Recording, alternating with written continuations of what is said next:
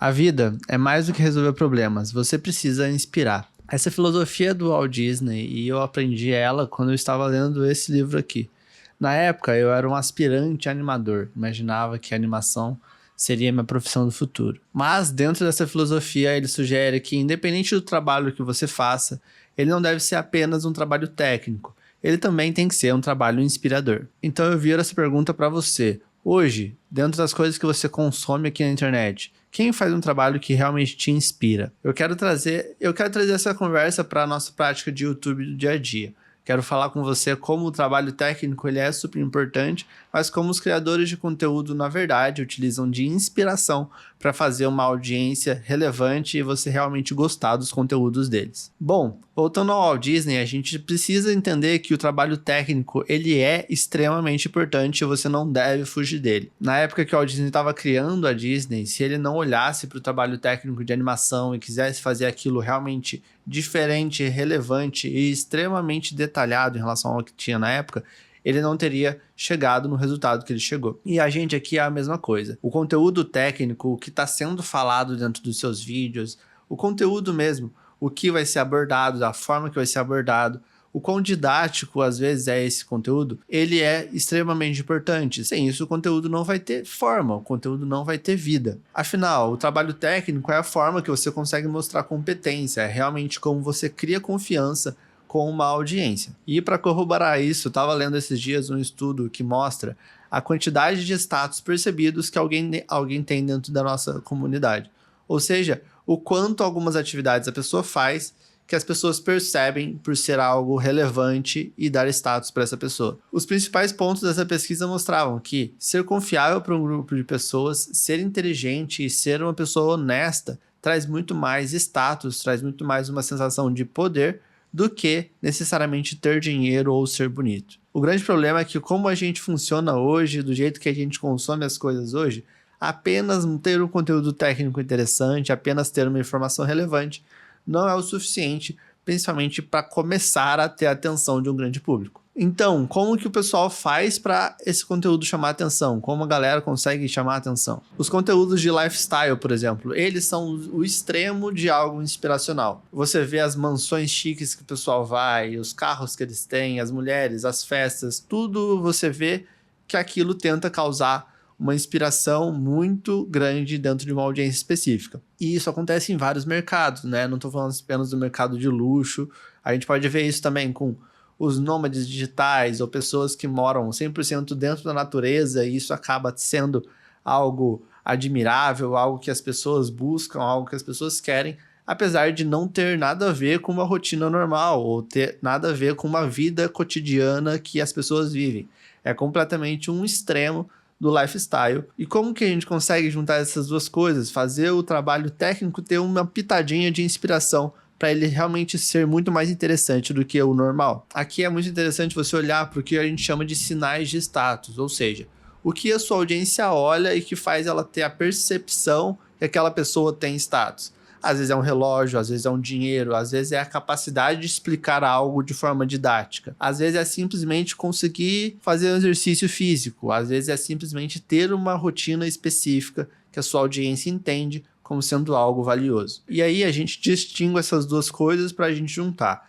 O conteúdo técnico, ele normalmente vai ser útil, ele vai agregar informação, vai agregar conteúdo para sua audiência, enquanto o lifestyle vai gerar desejo. O objetivo é sempre juntar um conteúdo útil que agrega para sua audiência ao mesmo tempo que ele gera desejo. E para fazer isso, você tem que se portar com a sua audiência sempre como um modelo. Ou seja, ela vai olhar para você e vai ver alguns aspectos da sua comunicação, do jeito que você trabalha, do jeito que você passa o conteúdo, que acaba virando um modelo para ela. Acaba virando um lugar que ela vai chegar. E para fazer isso, você normalmente vai se colocar ali dentro do conteúdo.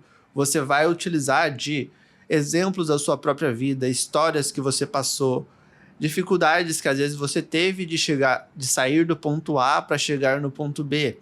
Ou você trazer aspectos da sua rotina que você intencionalmente sabe que vão gerar esse desejo na audiência. Quando a gente olha essa galera que usa de Lamborghinis, carros de luxo para chamar a atenção, é exatamente isso, mas há uma vulgarização desse tipo de desejo. você consegue fazer esses desejos existirem de formas muito mais sutis. Se você pega, por exemplo, o Wesley Delanogari, ele usa da rotina dele, a capacidade de estudar que ele tem, para ele se mostrar como um exemplo para a audiência, como um modelo. Então a audiência vai querer chegar num estado de estudar como ele, ter uma rotina tão balanceada igual ele. Ele também pega a imagem dele e se coloca como uma pessoa comum, independente se ele usa aquelas roupas no dia a dia dele ou não. Eu realmente não o conheço, não sei. Porém, ele sempre está vestido com a mesma roupa, super simples, o bonezinho, deixando a aparência de ser uma pessoa parecida com a audiência que ele quer atingir. É muito interessante notar que não necessariamente esses comportamentos levou ele ao patamar que ele está hoje. Ou seja, ele não é um empresário, ele não é um criador de conteúdo de sucesso por ter tido uma rotina regrada, bem feita, com alimentação tão boa igual ele tem hoje. Provavelmente isso não aconteceu. Porém, hoje, como o que ele vende é o bem-estar, é a saúde, isso faz parte do jeito que ele monta o conteúdo. Isso faz parte de como ele cria um universo próprio, onde a rotina dele funciona, onde ele estuda diariamente, onde ele se mostra lendo, ele se mostra conhecendo de novos assuntos para a sua audiência. E é assim que ele causa essa inspiração, né? Ele consegue trazer o conteúdo que é útil, onde ele fala sobre neurociência, ao mesmo tempo que ele monta todo esse universo que é desejável para aquela pessoa específica que ele está conversando. Ao mesmo tempo que ele monta esse universo que é desejável para a pessoa que ele está tentando atingir. E às vezes isso parece meio estereotipado, isso pode parecer um pouquinho meio caricato e pode acabar sendo, dependendo do caso. O grande ponto é você olhar para sua audiência e ver aquilo que eles consideram, então você tem que estudar muito bem sua audiência, o que eles consideram ser algo que eles querem ter no futuro. É a rotina, é o dinheiro, é a capacidade de falar em frente à câmera, é a capacidade de escrever melhor.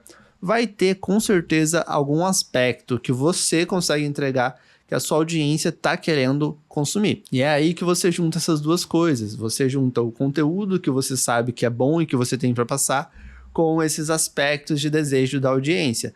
A hora que você consegue fazer isso e fica coerente com a pessoa que você é, com o jeito que você se comunica, é quando você consegue ter uma audiência fiel. Uma audiência que vai te seguir, vai te olhar e vai te colocar não só como apenas um criador de conteúdo, mas como um modelo a ser seguido, alguém a ser acompanhado com muito mais frequência. Bom, acabou meu tempo aqui, esse é o dia 9 do desafio 30 vídeos de 10 minutos. E como vocês sabem, meu objetivo aqui é sempre conversar com vocês, então me chama lá no Instagram, vamos continuar conversando com isso. Se você quiser aplicar isso aí no seu mercado, no conteúdo que você faz, me chama lá, a gente pode trocar uma ideia sobre como fazer isso. Um abraço, até amanhã.